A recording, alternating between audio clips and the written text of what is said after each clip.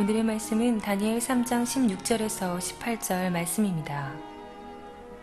사드락과 메삭과 아벳느고가 왕에게 대답하여 이르되, 느부갓네살이여, 우리가 이 일에 대하여 왕에게 대답할 필요가 없나이다.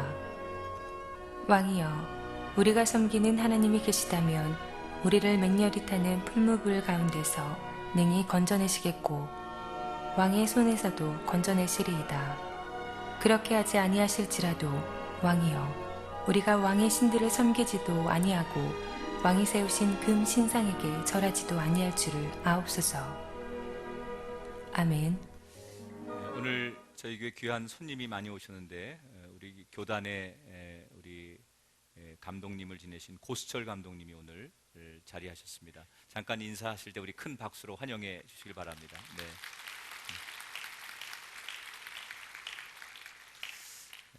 우리 그 감독님을 우리가 영어로 비숍이라고 하는데, 비숍이라는 말은 이제 이 카톨릭 같은 데서 이렇게 아주 그 높은 신부님 표현할 때 쓰는 말인데, 우리 그 개신교에서도 그런 용어를 씁니다. 가장 큰 지도자, 그 모든 교단의 행정 책임을 맡으시는 그런 어른들을 우리 감독님이라고 그렇게 교회에서 그렇게 우리가 부르고 있습니다. 한번 따라합시다. 도전을 이겨냅시다. 어느 부인이 아주 우연히 자기 남편이 가지고 다니는 지갑을 열어보게 됐습니다. 근데 남편의 지갑 속에 자기의 그 증명사진이 이렇게 꽂혀 있더라는 거예요. 그래서 남편에게 물어봤습니다. 여보, 아직도 내 사진을 지갑 속에 넣고 다녀요? 그랬더니 남편이 이렇게 대답합니다. 응, 내가 아무리 힘들고 어려운 일이 있어도 당신 얼굴만 보면 모든 걸 다 잊어버릴 수 있거든. 여러분, 말 한마디에 천냥빚을 갚는 거예요. 이 말에 아내가 눈물이 핑 도는 거예요. 그리고 목이 메어서 남편의 이렇게 팔을 붙들고서, 여보, 내가 자기한테 그렇게 사랑스럽고 소중한 존재예요? 그랬더니 남편이 대답을 하더래요. 아주 덤덤한 표정을 지으면서, 당신 사진을 보면서 내 자신에게 내가 늘 이렇게 이야기하지, 내가 이 사람하고도 같이 사는데 이까짓 것쯤이야. 남편 한번 째려보십시오. 남편들이 똑같이 아내의 사진을 가지고 다녀도 그 의미는 얼마든지 다를 수가 있습니다. 마찬가지로 똑같은 물건이라도 보는 사람에 따라서 그 가치는 완전히 달라질 수 있는 겁니다. 얼마 전에 이게 11월 11일 사건이니까 며칠 안 된 사건입니다.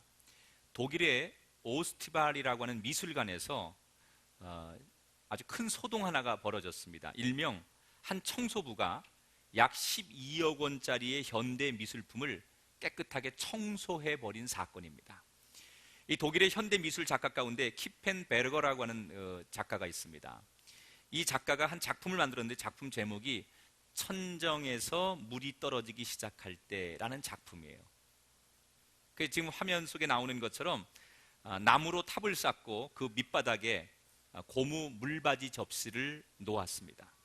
그리고 그 물받이 접시에 빗방울에 변색된 물때 자국을 만들기 위해서 이 미술가가 갈색 페인트를 밑에다 칠했습니다. 그런데 이 미술관을 청소하는 청소부가 그 물바지에 물때 얼룩이 묻은 줄 알고, 왜 이렇게 청소를 안 했지? 그래가지고 걸레니 모든 청소도구를 다 동원해가지고 힘들게 팍팍 닦아내어서 그것을 새 것처럼 만들어냈습니다. 너무나도 성실하고 착한 청소부가 눈 깜짝하는 순식간에 12억 원짜리 미술품을 깨끗하게 망가뜨린 사건입니다. 여러분, 사람이 행복하려면 뭐가 소중한지, 뭐가 가치가 있는지, 이런 것을 판단할 수 있는 능력이 있어야 돼요. 때로 우리 주변에 보면 아주 고서라든지 옛날 물건 가운데, 야, 이건 정말 대단한 건데 왜 이 사람들이 가치를 모르지? 그래서 그걸 싼 값에 사가지고 횡재하는 사람들이 있어요. 볼 줄 알아야 돼요. 이 가치가 얼마나 중요한 것인지 볼 줄 알아야만 그 사람이 인생의 승자가 된다는 거예요. 자, 우리가 살면서 인생에 많은 목표를 세웁니다. 그런데 우리가 세우는 각자의 목표들이 다 열심히 살아간 뒤에 나중에 보니까 참 잘 세운 목표였구나, 내가 후회하지 않고 허망하지 않은 목표였구나, 이런 목표를 세워야 돼요. 근데 많은 현대인들이 갖는 목표라는 게 뭐예요? 결국은 나중에 보면 그 목표를 이루고 나서도 허무하고 씁쓸하고, 그리고 보람이 느껴지지 않는 목표를 세우고 그 목표를 향해서 전진하고, 그리고 설사 그 목표를 이루었어도 뭔가 마음속에 기쁨이 없는 것을 현대인들은 목표로 삼더라는 거예요. 그 대표적인 예가 뭔지 아십니까? 현대인들의 가장 궁극적인 요즘 최고의 목표 가운데 하나, 완벽한 외모를 갖추는 것이 요즘 많은 사람들에게 인생 최대의 목표인 사람이 많아요. 예뻐지는 것, 몸짱이 되는 것, 훌륭한 몸매를 갖는 것, 이런 것이 내 인생의 궁극적인 목표가 되는 사람이 너무 많다는 거예요. 최근에 신체 훼손을 엄격히 금지하는 이슬람 국가들조차에서도 수많은 여성들이 이제는 종교적 신념을 아예 버리고 성형수술을 감행하는 여성들이 굉장히 급속도로 많아지고 있다고 합니다. 제가 얼마 전에 인터넷에서 깜짝 놀란 사진 하나를 발견했어요. 제목이 나이를 거꾸로 먹는 43살의 동안 미녀예요. 일본 여자인데요, 미지타니 마사코라고 하는 43살 된 가정주부입니다. 그런데 저 사진에서 보는 것처럼 아직도 10대 소녀와 같은 얼굴을 유지하고 있습니다. 물었습니다. 어떻게 이렇게 10대 소녀 같은 피부와 얼굴을, 외모를 가지고 있을 수 있습니까? 비결이 뭐냐 그랬더니 간단합니다. 하루도 빼놓지 않고, 잠자는 시간 빼놓고 거의 모두를 외모 가꾸는데 최선을 다한다. 내가 그 이야기를 들으면서 나도 다른 거 안 시키고 하루 종일 외모 가꾸는 일에 시간을 주고 기회를 준다면 나도 슈퍼주니어처럼 될 수 있다. 여러분,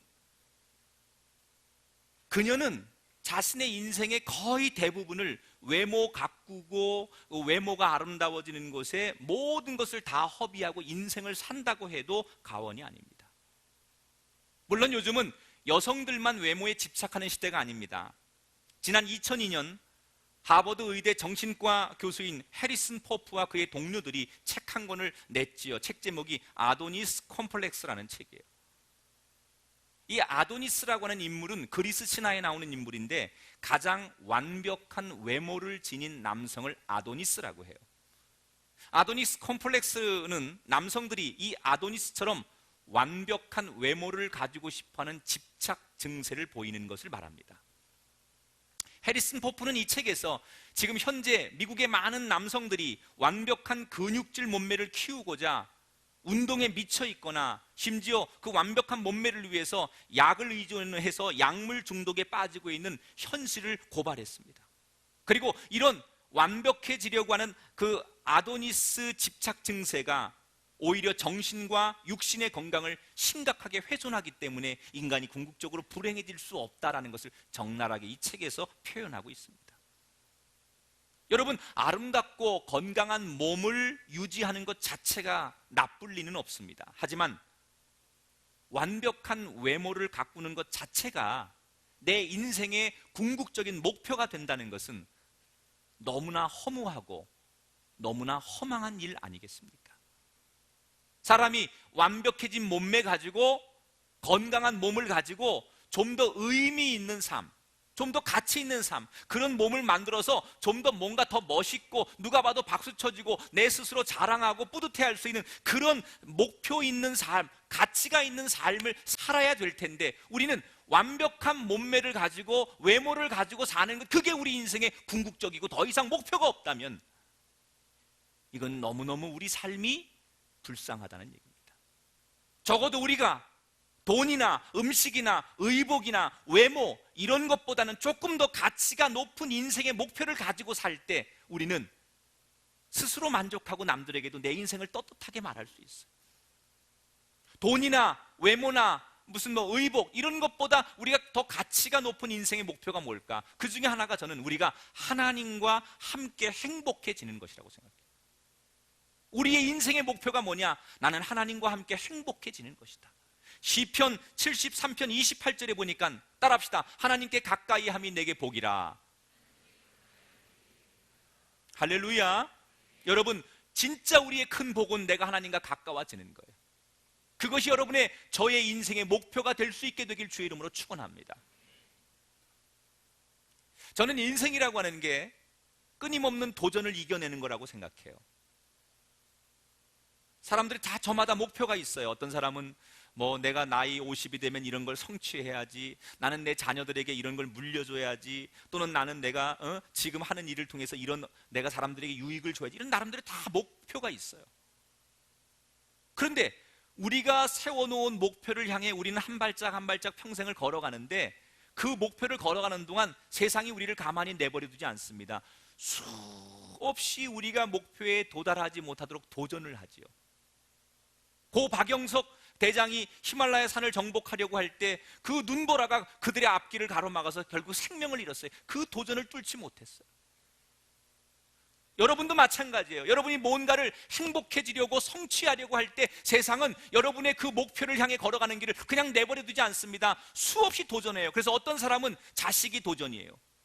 자식이 속색이죠. 어떤 사람은 건강이 도전해와요. 건강이 안 좋아요. 어떤 사람은 물질의 도전을 받아요. 어떤 사람은 관계의 도전을 받아요. 그냥 내버려두지 않아요. 우리가 편안하게 목표까지 가서 다 깃발을 꽂도록 그렇게 세상은 우리를 호락호락 내버려두지 않고 수없이 말도 못하게 우리를 도전해 옵니다. 전 요즘 제가 선교하고 말씀 전하면서 이렇게 복음 전하고 이렇게 전도하는 게 어려울까? 영화 도가니 하나 때문에 어떤 학자에 의하면 수십만 명의 기독교인을 잃었다. 저도 영화를 보면서 그렇게 영화 보고 나오면서 마음이 무거운 영화는 처음이었어요. 그러나 사실 그건 영화죠.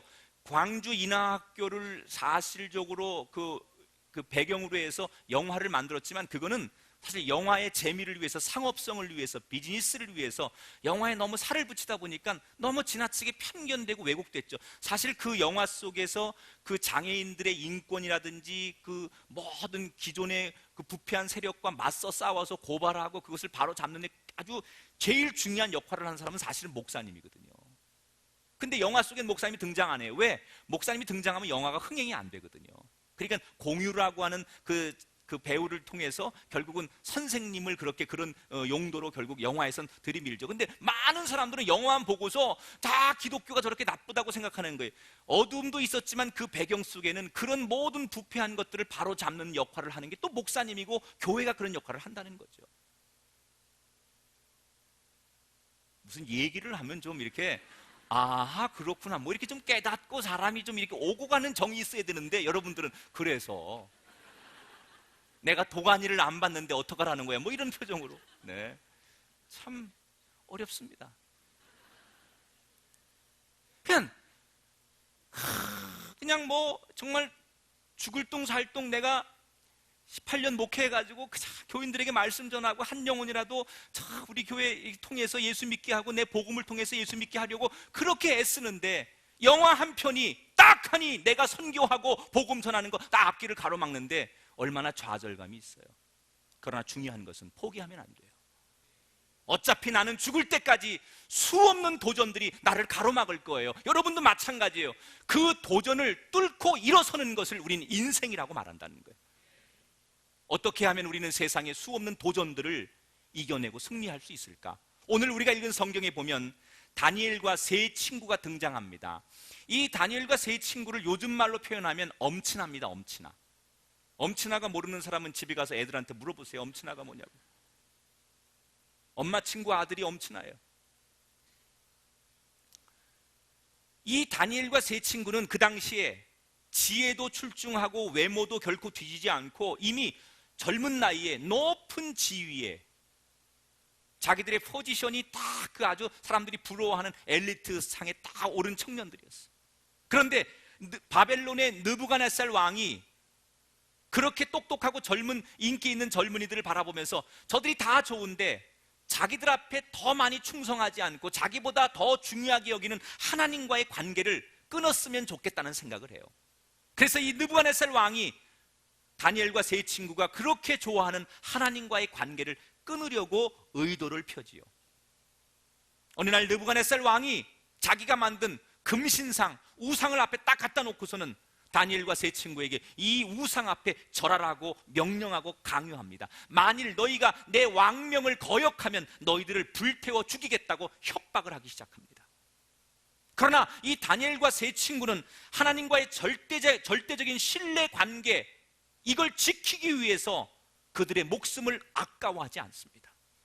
느부갓네살 왕의 말로 다 할 수 없는 온갖 회유와 협박에도 이 다니엘과 세 친구는 자신들의 믿음을 절대로 포기하지 않습니다. 그리고 그들에게 도전해오는 수없는 도전들을 이겨내고 당당하게 승리자가 된다는 이야기가 오늘 성경에 소개되고 있어요. 도대체 다니엘과 세 친구는 어떻게 그들에게 도전해오는 그 문제들을 이겨낼 수 있었을까? 궁금하죠? 아멘 안 하면 얘기 안 할 수도 있어요.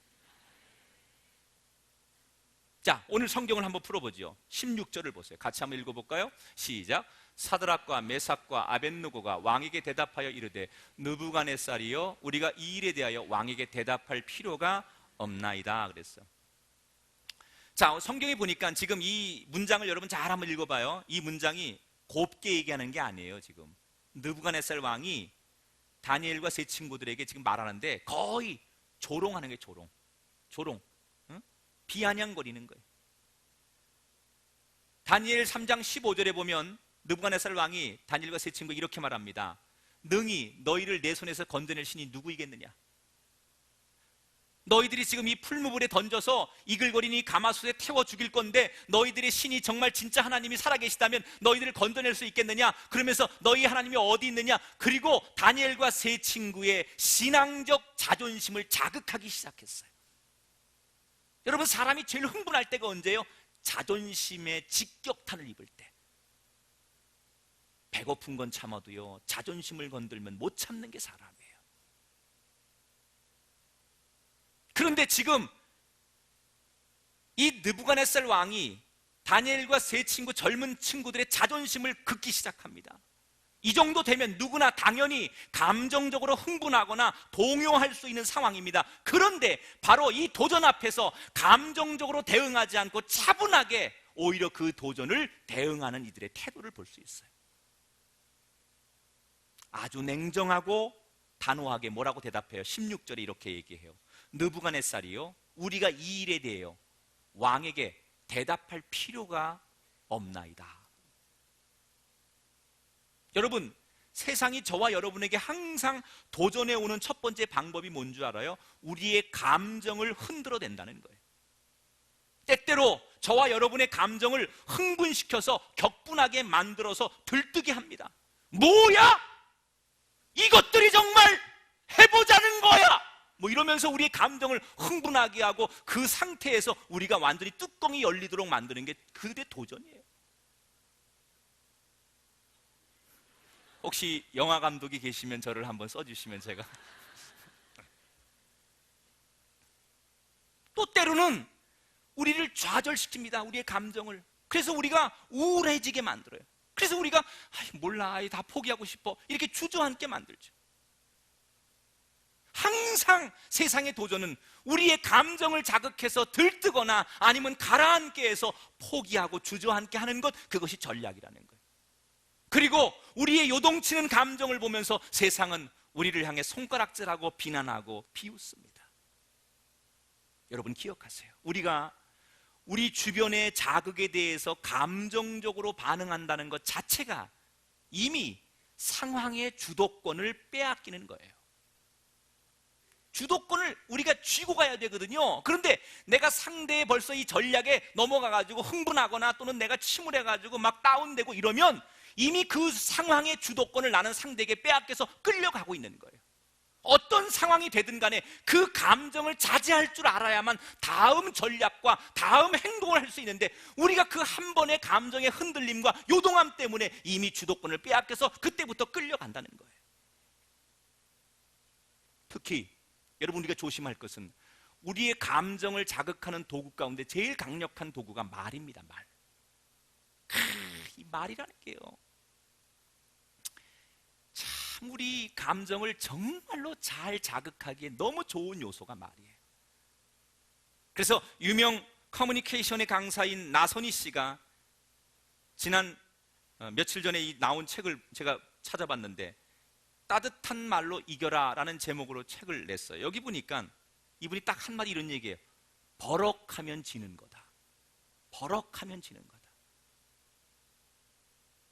그런데 우리 주변에 보면요, 사람들의 자극적인 말을 소화해내지 못해서 비극적인 사태를 맞이하는 사람이 굉장히 많아요. 지난 6월의 사건입니다. 동문 모임에서 회비 문제로 말다툼을 벌이던 40년 지기 고교 동창 2명이 끝내 살인 사건에 휘말리는 사건이 있었어요. 자, 밀린 회비를 내라는 중마고우의 말에 자존심이 상한 친구가 끝내 화가 나서 그 말에 자존심이 상해서 친구를 살해하고 말았어요. 그리고 지난 11월 3일 환갑이 다 된 이 범인은 결국 징역 8년형을 선고받게 됩니다. 우리 주변에 보면요, 화나면 흥분하는 사람이 있고요, 화날수록 참는 사람이 있어요. 왜 우리는 다른 사람의 말 한마디에 내 인생 자체가 휘둘려야 됩니까? 누구의 말 한마디 때문에 내가 생각해온 내 감정과 내 가치와 내 이성이 그 말 한마디에 흔들려서 되겠습니까? 그 말 한마디에 내가 민감하게 반응한다는 게 내 인격입니까? 자기를 지켜야 돼. 누구의 말 한마디에 내가 끌려다니면 안 된다는 거예요. 특히 신앙인이 자신의 감정이 심하게 요동칠수록 하나님과의 관계도 그만큼 불안해집니다. 사람이 감정이 흥분되거나 감정이 다운되면 스스로 무슨 생각해요? 정말 하나님이 살아계신 거야? 나 사랑하시는 거 맞아? 내가 기도하는데 하나님이 정말 내 기도 들어주시는 거야? 나를 버리신 거 아니야? 뭐 이런 여러 가지 온갖 쓸모없는 생각들을 가지면서 하나님과의 관계도 그만큼 불안해지게 된다는 거예요. 지금부터 2000년 전에 기독교가 처음 로마라고 하는 대제국에 막 기독교가 퍼지게 되었을 때 그 당시에 상당수의 그리스도인들은 서민들, 아주 빈민계층, 노예들이었어요. 상류층에서부터 복음을 받아들인 게 아니에요. 로마의 기독교의 복음의 전파는 아주 밑에 하류층의 노예들이 제일 먼저 복음을 받아들이죠. 그런데 2000년 전에 로마의 이 노예들은 한마디로 말하면 그들의 삶은 짐승이나 다를 바가 없었어요. 주인 마음대로 물건 팔듯이 사고 팔 수 있는 그런 게 노예였고, 온갖 학대와 고문을 일삼아도 어떤 인권적으로 보호할 수 없는 시대였어요. 그런데 노예로 살던 이 그리스도인들이 비록 내가 학대를 당하고 그렇게 사람 대접 못 받고 사는 노예들로 살지라도 절대로 그들이 그 당시에 예수를 믿고서 분노와 원망에 사로잡히지 않았어요. 오히려 자신의 주인들의 평강과 행복을 위해서 이 노예들이 기도해 주었어요. 자, 노예들의 그런 생활을 이해할 수 없는 그 모습을 보면서 로마의 귀족들이 야, 도대체 예수가 뭐길래 이해할 수가 없다. 저 정도 되면 사람이 감정적으로 뭔가 이렇게 반응을 보여야 되는데 오히려 착한 행실을 일삼는 그 노예들을 보면서 주인들인 로마의 귀족들이 차츰차츰 예수를 영접하기 시작했어요. 그래서 노예들이 초기 기독교가 로마 제국이 국교가 되는데 지대한 공헌을 했다는 거예요. 나는 여러분이 세상을 이기는 사람보다 여러분의 마음을 이길 수 있는 사람이 되기를 축복합니다. 세상에 나가서 내가 세계를 제패하고 내가 대한민국에 뭘 해보겠다라고 말하기 전에 여러분 마음을 다스릴 줄 아는, 여러분 마음과 싸워 이길 줄 아는, 여러분의 감정을 컨트롤할 줄 아는 그런 복 있는 사람들, 지혜 있는 사람들 되시기를 주의 이름으로 축원합니다. 감정이 누구나 다 흔들릴 수 있어요. 그러나 그때 차분하게 대응해야 돼요. 변치 않는 그 하나님의 사랑을 믿는다면 우린 차분하게 담대하게 대응을 해야 돼요. 내 영혼아, 내가 어찌하여 낙심하며 어찌하여 내 속에서 불안해하는가? 너는 하나님께 소망을 두어라. 할렐루야. 자, 그 다음에 이 다니엘이 어떻게 대응하는가 봐요. 도전을 17절을 계속 한번 볼까요? 왕이여, 우리가 섬기는 하나님이 계시다면 우리를 맹렬히 타는 풀무불 가운데에서 능히 건져내시겠고 왕의 손에서도 건져내시리다. 지금 다니엘과 세 친구는 금신상에게 절하지 않고 버틴 벌로 드디어 느부갓네살 왕에 의해서 용광로에 던져질 위기에 처하게 됩니다. 비록 자기들 눈앞에 하나님은 보이지 않지만 그들은 그런 상황 속에서도 하나님이 우리를 반드시 구해 주실 것이라고 믿었다는 거예요. 하나님의 보호하심, 하나님이 우리를 지켜주실 것에 대한 굳건한 확신이 다니엘과 세 친구에게 있었어요. 따라합시다. 확신 있는 태도로 대응해야 합니다. 너무나 확신이 있는 그들의 태도에 이 느부갓네살 왕의 끓어오르는 용광로도 그들의 확신을 결국 꺾지를 못하더라는 거예요. 여러분, 위대한 업적을 달성한 사람들의 공통점이 뭔지 아십니까? 우리가 말하는 소위 우리 시대의 영웅들, 참 굉장한 업적을 달성한 사람들의 공통점은요, 무슨 일을 하든 간에 확신에 차 있다는 거예요. 확신이 있어요. 나는 비행기를 만들 수 있다. 내가 이 배를 타고 가면 새로운 땅을 만날 수 있다. 이게 뭔가 확신에 있기 때문에 10년이 가고 20년이 가고 뭐 몇십 년이 가도 평생 그 확신 때문에 거기에 미치면 반드시 성공하다는 거예요. 그런 사람이 위인이 되는 거예요.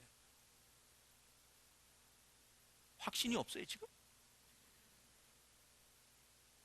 따라합시다. 확신을 가지고 살아야 합니다. 제일 어렵게 사는 사람 중에 한 사람이 우유부단한 거예요. 우유부단한 거예요. 무슨 일을 하든 간에 확신이 없어요. 그러니까 조그만 어려움이 와도 금방 포기하는 거예요. 여러분, 확신이 있는 사람은요, 아무리 거세게 내 인생의 앞길을 누가 가로막고 도전해 와도요, 나는 확신이 있으면 끝까지 버티는 거예요. 확신이 있기 때문에 견디는 거예요. 확신이 없으면 절대로 견딘다는 게 불가능하다는 거예요.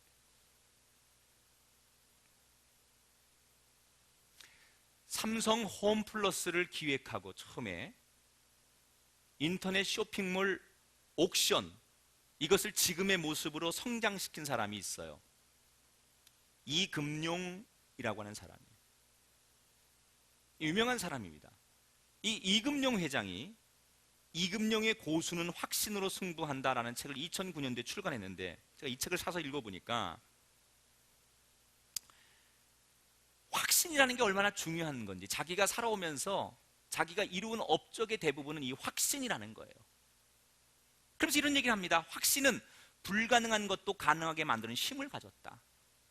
확신 없이 결단하지 마라. 확신은 결단하기까지의 지독한 과정을 견디게 해주는 에너지와 같다. 확신 없는 결단은 모래성 위에 쌓은 집처럼 뿌리가 없이 쉽게 무너진다. 그러면서 이런 얘기합니다. 두려울수록 더욱더 확신으로 무장해봐라. 사람이 확신이 있어야만 승리자가 될 수 있고 도전을 이길 수 있어요. 저는 여러분들이 오늘 다니엘과 세 친구처럼 하나님이 무슨 일이 있어도 나를 버리지 아니하시고 나를 고아처럼 내버려 두지 아니하시고 세상 끝날까지 함께 하시며 나를 지켜주실 것이라는 확신을 갖게 되길 주의 이름으로 축원합니다. 이걸 세상에서 우리는 확신이라고 하지만 우리가 교회 용어로 바꾸면 이걸 우리가 믿음이라고 하는 거예요. 믿음이죠. 내 모든 형편을 잘 아시는 그 주님을 우리가 믿는 거예요. 여러분, 우리가 하나님의 보호하심을 확신하지 못하면요, 하나님께서 기적을 베푸신들 소용이 없습니다. 자, 예를 들어 볼게요. 홍해 바다를 건넌 이스라엘 백성들을 여러분 한번 상상해 보십시오. 자, 하나님께서 이제 홍해 바다를 가르셨어요. 그리고 그 가운데 길을 냈어요. 사진이 나오죠? 자, 가운데 길이 나고 이제 바다가 쫙 갈라졌어요. 지금 이 얘기를 들으면서 이야, 말도 안 되는 소리야. 어떻게 바다를 갈러? 하나님이니까 하시는 거예요. 하나님이니까. 여러분은 못해요. 죽었다 깨나도. 근데 하나님은 하신다니까? 따라합시다. 하나님이면 가능합니다. 자꾸 여러분 수준으로 하나님을 보지 말아요. 하나님이니까 가능하신 거예요. 여기 다 우리 교인들 다 무슨 좋은 학교 나오고 다 훌륭한 분들 많은 거 알지만, 그래도 여러분의 지식으로 판단하지 말고 하나님이면 하실 수 있어요. 하나님이 홍해 바다를 갈랐어요. 그리고 이스라엘 백성들이 그 가운데 길이 난 곳으로 이제 걸어가는 거예요. 그런데 그게 몇 시간이 걸릴 수도 있어요. 걸어가는데, 저까지 건너가는데. 그런데 문제는 옆에서 큰 물벽이 지금 윙윙윙 소리를 내면서 물벽이 막 멈춰 있는 거예요. 막 돌아가면서 물이 뭐 없어진 게 아니라 눈앞에 물벽이 옆에 막 이렇게 있고 가운데만 길이 난 거예요. 건너야 되는데 옆에 지금 물벽이 보이니까 이스라엘 백성들이 양편에 보이는 그 물벽이 무서워서, 야, 나 못 갈 것 같아, 못 갈 것 같아. 하나님께서 기적을 이미 베푸셨어요. 그런데 그 물벽이 언제 무너질지 모르기 때문에, 물벽에 내가 휩싸여 죽을지 모르기 때문에, 그 두려움 때문에 하나님께서 물벽을 끝까지 막아두실 것이라는 확신이 없기 때문에 저 홍해바다를 건너지 못하는 사람이 있다는 거예요. 그 길이 생긴 것 자체가 기적이라지만 양편에 솟은 물벽이 언제 무너져 그들 위에 쏟아질지 모르기 때문에 그 홍해바다를 건너지 못하면 기적은 이미 일어났지만 그 기적이 내 것이 될 수가 없다는 얘기예요. 오늘 우리의 삶에 하나님은 홍해바다를 가른 것보다 더한 기적을 우리에게 베풀고 계십니다. 그런데 내가 확신이 없는 거예요.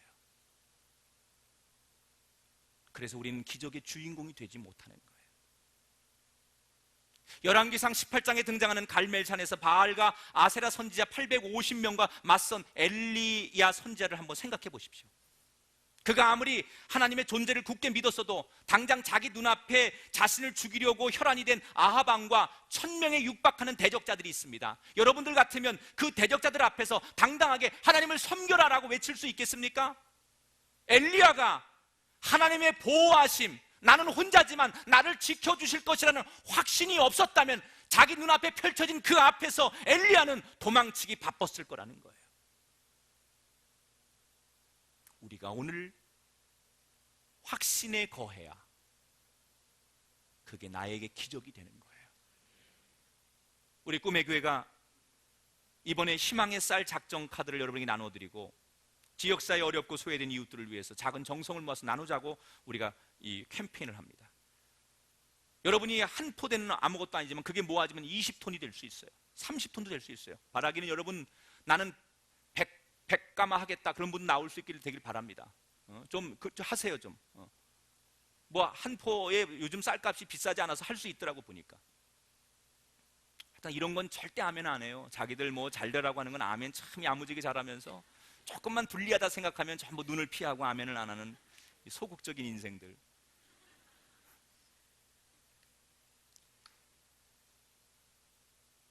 어떤 분이 우리에게 이렇게 얘기할 수 있어요. 아니 목사님, 아니 지금 우리가 얼마나 살기 힘든지 아십니까? 먹고 살기도 바쁜데 남한테 나눠줄 쌀이 어디 있습니까? 우리가 그렇게 부자입니까? 동의합니다. 정말 요즘 우리가 사는 시대가 얼마나 먹고 살기 바쁜지 몰라요. 말 그대로 어떤 분의 표현대로라면 하루하루 사는 게 기적 아닙니까? 여러분, 하루하루 사는 게 기적이에요. 그런데 그 기적을 누가 일으키셨습니까? 하나님이십니다. 여러분 말대로 내가 하루하루 사는 게 기적입니다. 내가 어떻게 하루하루를 사는지 모르겠습니다. 어떻게 하루를 버티는지 모르겠습니다. 정말 기적입니다 라고 고백하신 대로 그 기적을 이루신 분이 하나님이십니다. 여러분, 날마다 하루하루 정말 못 살 것 같은 하루하루를 살게 하시고 여기까지 인도하신 그 하나님이 나의 모든 쓸 것을 지금까지 채워주셨다면 앞으로도 그렇게 될 줄 믿습니다. 그래서 우리가 즐겨 부르는 찬송에 그런 거 있잖아요. 지금까지 지내온 것 주의 크신 은혜라, 한이 없는 주의 사랑 어찌 이루 말하랴. 자나깨나 주의 손이 항상 살펴주시고 모든 일을 주 안에서 형통하게 하시네. 지금까지 지내온 것, 이게 주님의 크신 은혜입니다. 우리가 희망의 쌀을 나누는 것이 넉넉하고 부유하기 때문이 아닙니다. 우리를 보호하시고 채우시는 하나님을 확실히 믿기에 담대하게 드리는 거예요. 여러분, 우리가 상식적으로 계산하면 11조 드릴 수 없습니다. 우리가 쥐꼬리만한 월급 가지고 하나님 앞에 11조 뗀다는 것, 확신이 없는 사람 못하는 거죠.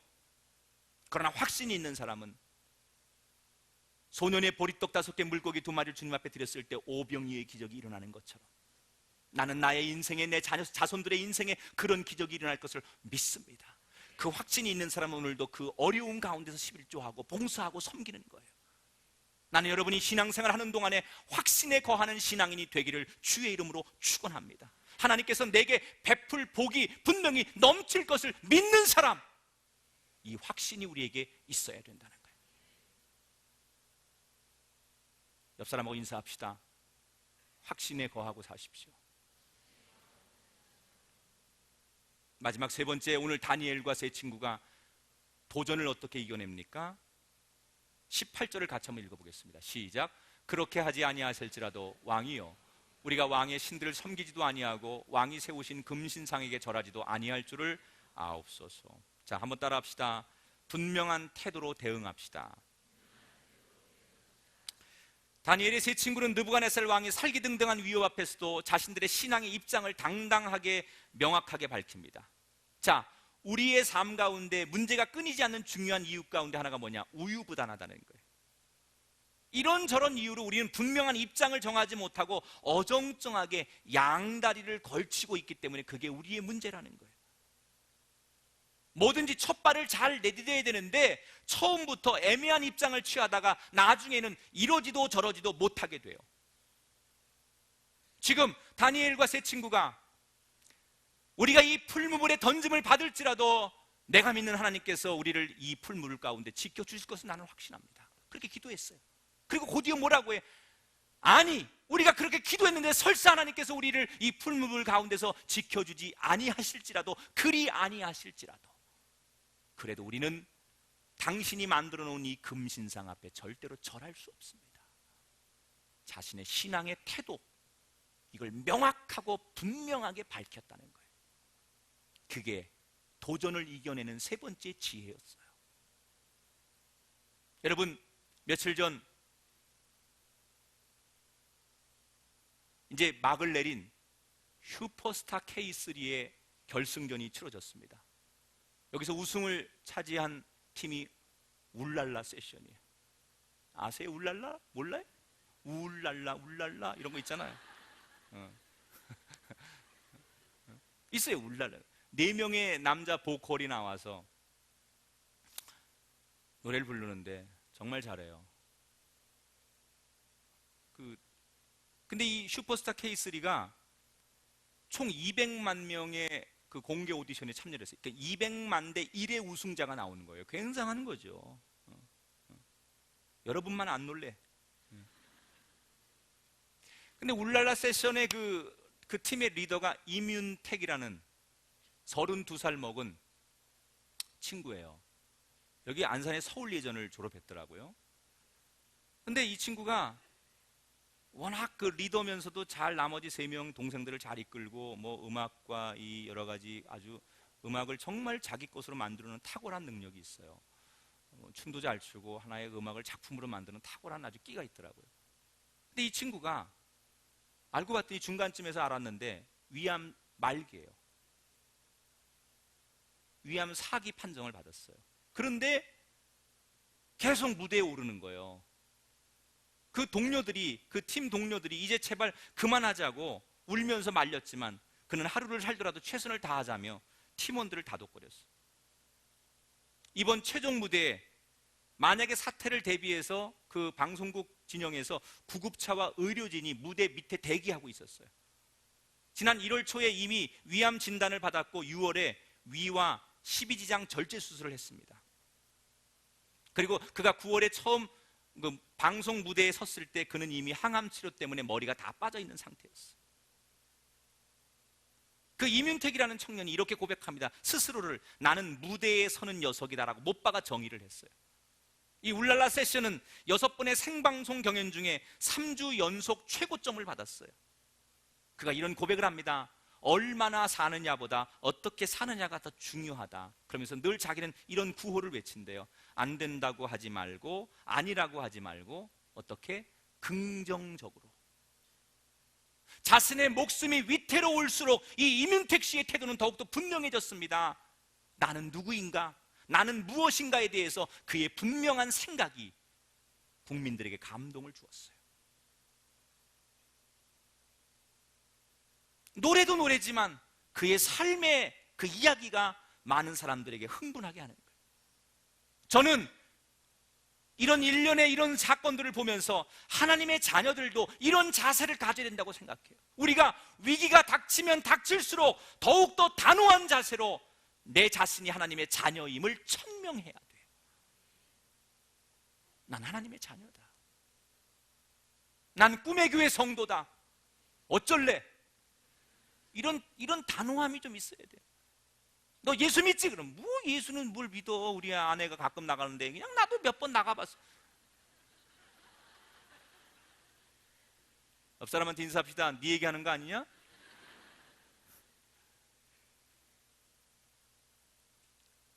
유태인의 우화 가운데 이런 얘기가 있어요. 여우가 사냥을 하기 위해서 바다에 가서 물고기 사냥을 하기 위해서 물고기들에게 감언이설을 하는 거예요. 여우가 야 물고기들아 너희들 거기 사는 거 위험해. 너희들 거기서 살면 어부가 와서 그물을 내려서 너희들 다 잡아갈 거야. 위험해. 왜 그런 곳에 사니? 너희들 조금 있다가 큰 물고기들이 와서 다 잡아먹어. 그러지 말고 너희들 위험하니까 나처럼 이렇게 육지에 올라와서 나랑 같이 살자. 그럼 여기는 안전하고 여기 너무 행복하단다. 물고기들아 빨리 나와. 이렇게 여우가 꼬셨어요. 조금 있다가 물고기 대표 한 마리가 물속에서 목을 탁 내밀면서 여우한테 그랬대. 여우야, 네 말은 고맙지만 우리는 누가 뭐래도 아무리 어려워도 이 물속이 좋아. 이 우화가 주는 교훈이 뭔지 아십니까? 자기의 정체성을 분명히 하라는 거예요. 태도를 분명히 하라는 거예요. 내가 하나님의 자녀로서 기도해서 이 문제를 해결할 거면 그 문제로 우리 태도를 분명히 하자는 거예요. 누가 뭘 한다고 여기 갔다가 이 사람한테 또 붙었다가 여기 가서 이 사람한테 붙었다 이런 거 하지 말고 우리의 태도를 분명하게 하라는 거예요. 우리는 하나님 한 분으로 만족합니다. 세상의 도전이 거세질수록 세상 앞에 우리가 하나님의 자녀임을 분명하게 보여줘야 돼요. 당당하게 나는 하나님의 보배로운 아들이요 보배로운 딸이다 이렇게 고백할 수 있는 분명한 여러분의 신앙의 고백이 있을 때 우리를 넘어뜨리고 좌절시키려는 세상의 도전을 분명히 우리가 이겨내게 될 줄 믿습니다. 우리가 세상의 도전을 이겨내려면 오늘 다니엘을 통해 세 가지를 배웁니다. 따라합시다. 감정으로 대응하지 말고 차분한 태도로 대응합시다. 따라합시다. 확신 있는 태도로 대응합시다. 따라합시다. 분명한 태도로 대응합시다. 아멘 하십시다. 도전을 이겨내고 성취하는 꿈의 가족들 되시기를 주의 이름으로 축원합니다. 제가 시를 오늘도 하나 적어봤습니다. 오늘의 시는 신앙의 지조라고 제가 이름을 붙이고 시를 한번 자작시를 적어봤습니다. 설교 마치고 적은 시인데 시를 낭송해 드리겠습니다. 신앙의 지조. 내가 살아온 나날들 세상의 도전 앞에 어김없이 고개를 숙이곤 했다. 지조는 내일을 잉태하기 위한 아픔이건만 촉촉히 내린 비에 떨어진 꽃잎처럼 아쉬워 참 많이 울어야 했다. 그러나 이제 일어서야지. 밝고 넓은 사랑으로 안아주시는 당신을 오직 순수한 마음으로 기대고 싶다. 언제라도 손 내밀면 잡아주시는 살아갈 날들의 해맑은 소망을 주시는 당신, 가슴으로 보듬어 안으며 그렇게 당신 곁에 기대고 싶다. 내가 숨쉬는 그날까지. 하늘을 가득히 메우는 승리의 나팔 소리가 깨끗한 아침을 들뜨게 하는 그날까지 눈을 높이 들고 싶다. 마음을 어지럽게 했던 세상의 유혹들을 떨치고 이제 그렇게 날고 싶다. 견디기 힘든 고통의 지푸라기들은 예비된 승리를 보여주기 위한 전주곡일지니 숭고한 지조의 마음으로 당신과 소중하게 걷고 싶다. 이제 결단의 찬양을 들을 텐데, 찬양을 들으시면서 여러분 주보에 나눠드린 희망의 쌀 카드를 작정해 주시면 저희가 통계를 내서 사역하는 데 도움을 얻도록 하겠습니다. 우리 예물을 함께 봉헌하면서 카드를 작정하시고 또 이 시간 하나님 앞에 찬양을 올려드리도록 하겠습니다.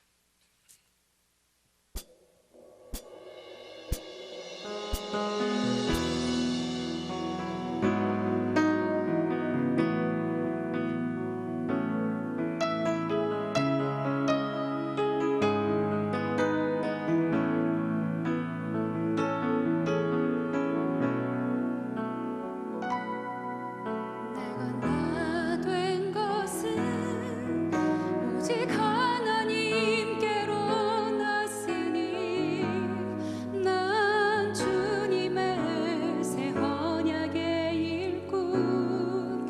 내가 나 된 것은 오직 하나님께로 났으니 어둠을 비추는 빛을 비추리.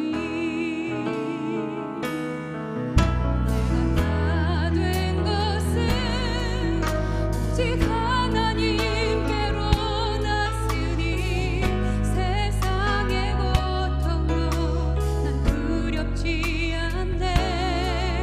내가 나 된 것은 오직 하나님께로 났으니 어둠을 비추는 빛을 비추리. 고통을 당해도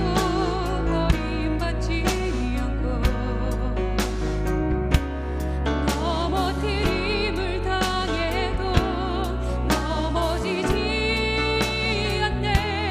내 몸에 예수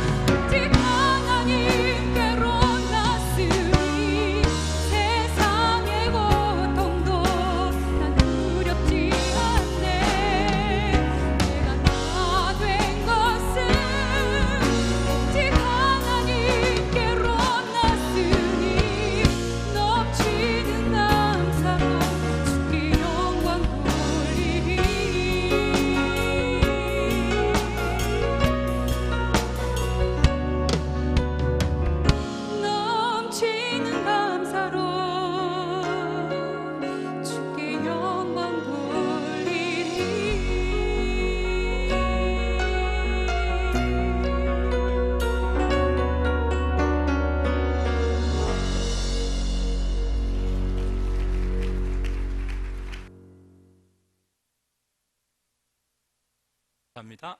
네, 우리 모두 이제 자리에서 한번 일어나십시다. 자, 좌우에 계신 분들하고 이렇게 우리 한번 인사하겠습니다. 어떤 도전도 꼭 이겨내셔야 합니다. 이렇게 인사하겠습니다. 할렐루야. 여러분에게 도전이 없을 거라고는 기도해 드릴 수 없습니다. 하나님 이 인생에 도전이 없게 해주세요라고 기도할 수는 없습니다. 제가 여러분에게 해드릴 수 있는 축복의 기도가 있다면 어떤 도전이 와도 이겨내게 하시옵소서. 다니엘과 세 친구가 어떤 도전을 만나도 이겨냈던 것처럼 그렇게 되기를 축복하면서 여러분 모두가 오늘도 힘차게 두려움 없이 걸어가는 한 주간이 되시기를 주의 이름으로 축복해 드립니다. 이제 우리 파송의 노래 부르고 고수철 감독님 축도해 주시고 오늘 예배를 마치겠습니다.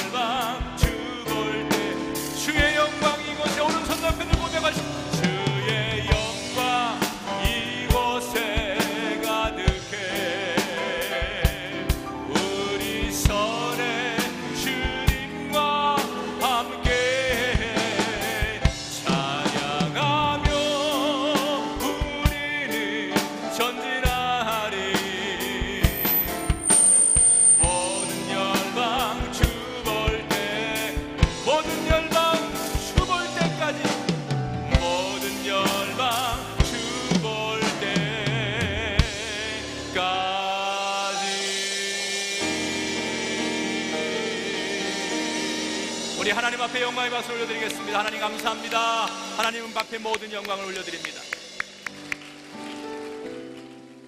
오늘 우리에게 귀한 말씀을 주신 우리 김학정 목사님, 여러분에게 힘찬 박수로 격려와 감사를 드리시기 바랍니다.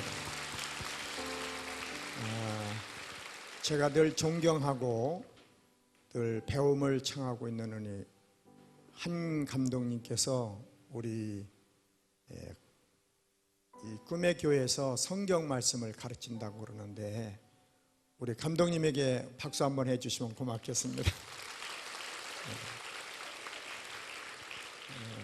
오늘 성가대를 참 잘해주시고 마지막 찬송 부시는 분은 세계 어느 곳에 갖다 놔도 뒤지지 않을 정도로 훌륭한 찬양을 드리는데 이 찬양대원들하고 그분에게 우리 박수 한번 힘차게 해주시면 고맙겠습니다. 제가 와보니까 길에서 안내하고 또 여러 군데서 이름 없이 수고하시는 꿈의 교회 청지기들이 있는데 그분들을 위해서 우리 박수 한번 해주시면 고맙습니다. 기도드리겠습니다. 좋으신 하나님, 하나님께서 귀히 쓰시는 우리 김학중 목사님을 통해서 오늘 귀한 말씀을 저희들에게 들려주었습니다. 다니엘과 사드락과 메삭과 아베노고에게 하나님께서 같이 해 주셔서 생명의 위험 앞에서 저들이 하나님을 향한 확신 있는 태도로, 분명한 태도로, 차분한 태도로 주님의 강한 손을 붙들고 삶의 위기를 극복하시게 했던 하나님, 오늘 꿈의 교회에서 하나님 앞에 예배 드리고 있는 사랑하는 식구들이 이제 집으로 돌아가서 사회생활하는 과정 속에 우리를 넘어뜨리려고 하는 많은 시련 앞에서 이분들과 함께 걸어갈 수 있도록 성령님께서 인도하여 주실 줄로 믿습니다. 아버지 하나님, 우리를 끝없이 서 있지 못하도록 무너뜨리려고 하는 사탄의 세력 앞에서 나는 하나님의 사람이다라고 하는 분명한 의식을 갖고 믿음의 고백을 하면서 하나님의 자녀답게 살 수 있는 자랑스러운 하나님의 사람, 꿈의 교인들이 될 수 있도록 성삼일체 하나님 붙들어 주시옵기를 간절히 기도드립니다. 허락해 주시옵소서, 붙잡아 주시옵소서, 인도하여 주시옵소서.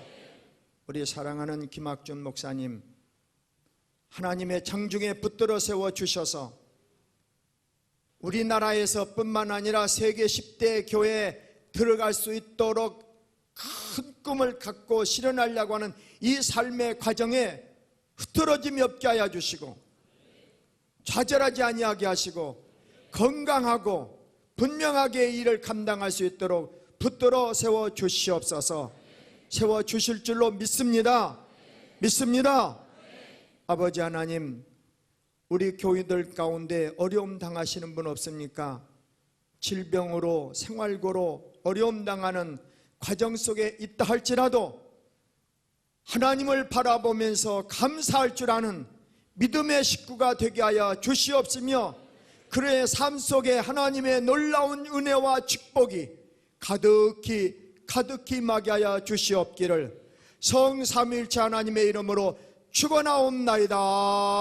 아멘.